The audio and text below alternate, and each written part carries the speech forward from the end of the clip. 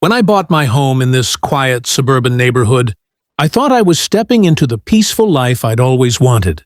My backyard was my sanctuary, a place where my kids could play, my dog could run free, and I could enjoy a bit of privacy.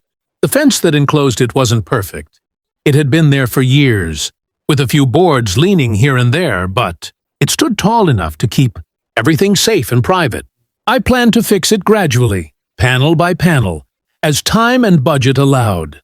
But then came Karen. Every neighborhood has one, and ours was no exception. Karen lived 3 houses down, though somehow she managed to involve herself in everyone's business, as if she lived right next door.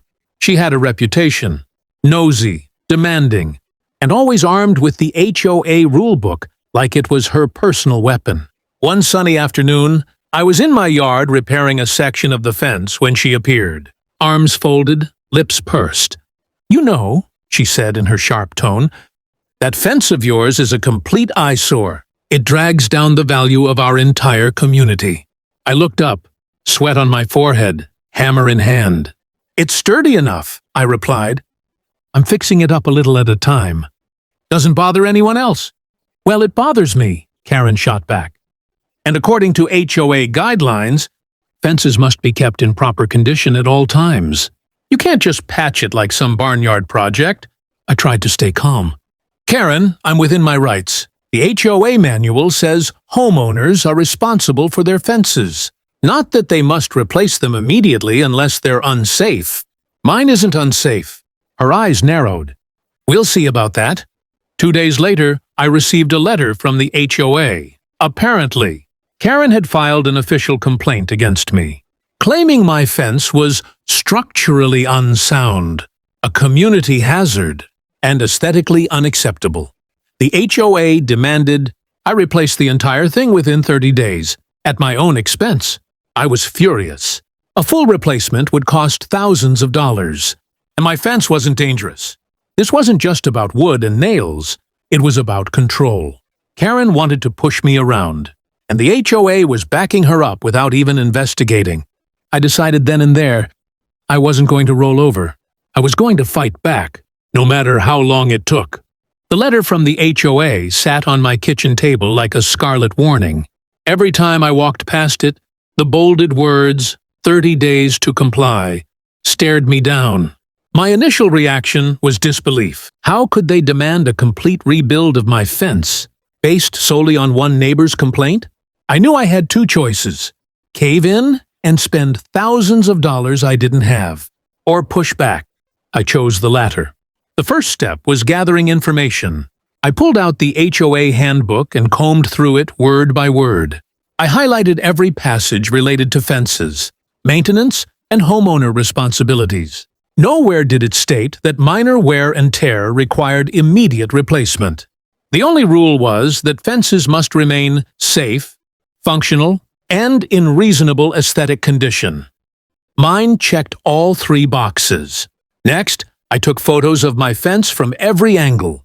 I showed the sturdy posts, the panels still standing firm, and even the sections I had already repaired. I wanted to make it clear, this was not some collapsing hazard. To bolster my case, I called a licensed contractor for an inspection. He came, looked it over, and gave me a written statement confirming the fence was structurally sound, needing only minor upkeep, not replacement. Armed with this, I attended the next HOA board meeting.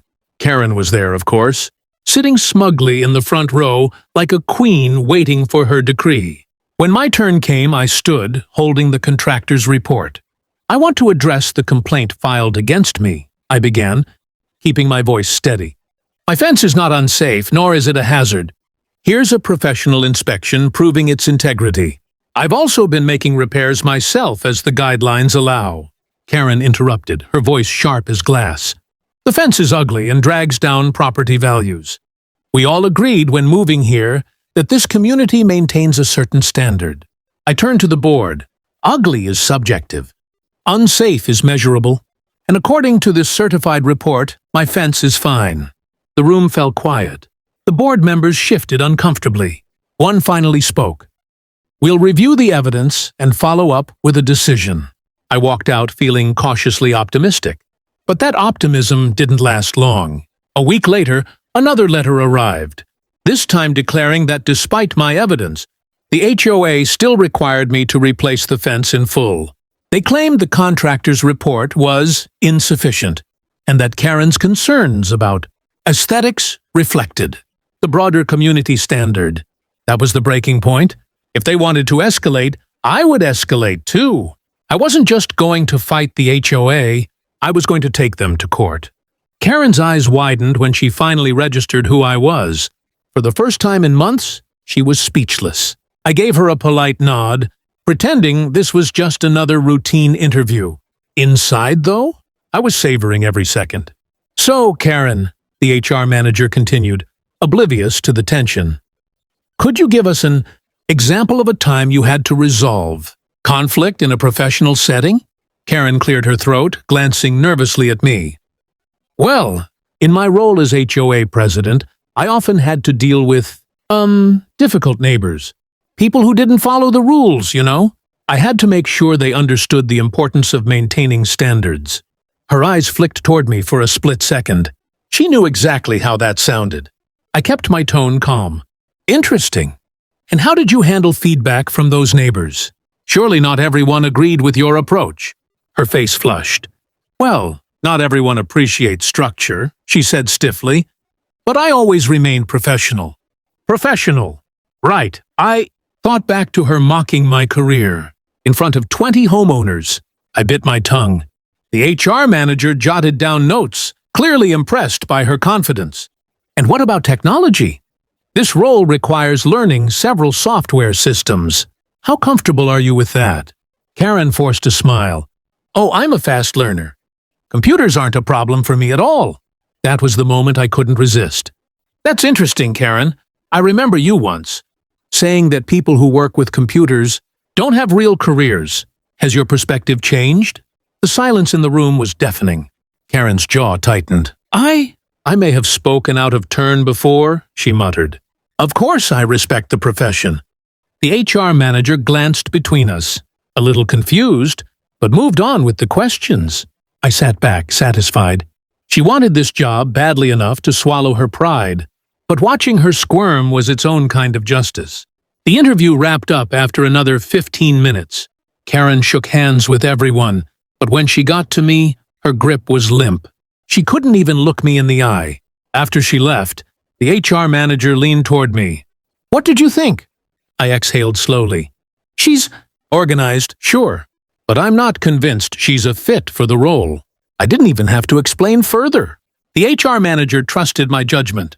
And just like that, Karen's dream of working at my company began to crumble. But the story didn't end with the interview. Because when she got back to the neighborhood, Karen wasn't about to let her humiliation slide quietly. Oh no, she doubled down. The waiting period after the hearing felt endless. Every time I walked past my fence, I couldn't help but wonder what the judge would decide. Would I be forced to drain my savings to replace something that wasn't even broken? Or would justice finally tip in my favor? The letter came 2 weeks later.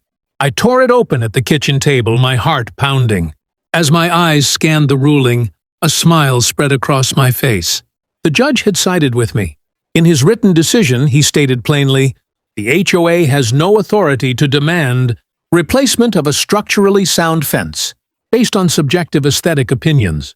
The evidence demonstrates the fence is safe, functional, and adequately maintained. Therefore, the HOA's order is null and void." But that wasn't all. The ruling went further. Since the HOA had acted unreasonably and ignored professional evidence, they were ordered to cover the legal costs and, in a surprising twist, to fund any necessary future repairs to my fence for the next 5 years. Essentially, they had shot themselves in the foot. When word spread through the neighborhood, reactions were mixed. Some neighbors congratulated me privately, admitting they were tired of Karen's constant complaints and the HOA's heavy hand. Others avoided eye contact, not wanting to get caught in the middle. As for Karen, she was livid. She stormed up to my yard one afternoon, her face flushed with rage. "You think you've won?" she hissed. "This isn't over. You embarrassed me." I looked at her calmly over the fence she had fought so hard to destroy. "No, Karen, I didn't embarrass you. You did that yourself." Then I turned back to my yard, ending the conversation for good. In the weeks that followed, something interesting happened. The HOA board, clearly shaken by the judge's ruling, became much less aggressive. They even sent out a new notice to the community, clarifying that only safety-related violations would be enforced moving forward. For the first time, I felt like homeowners actually had a voice instead of being pushed around. My fence still stands today, stronger than ever. With a fresh coat of paint, I added myself. Not because Karen demanded it, but because I wanted to. Every time I see it, I'm reminded of a simple truth. Bullies only win if you let them. And as for Karen, well, she's still in the neighborhood. But these days, her voice carries a lot less weight. People learned from my fight that you don't always have to bow to her complaints or the HOA's unfair rules. Sometimes standing firm makes all the difference. Story. Hit that subscribe button for more unbelievable neighborhood dramas. If this one had you shaking your head, give it a like and drop a comment below. Have you ever dealt with a neighbor like Karen?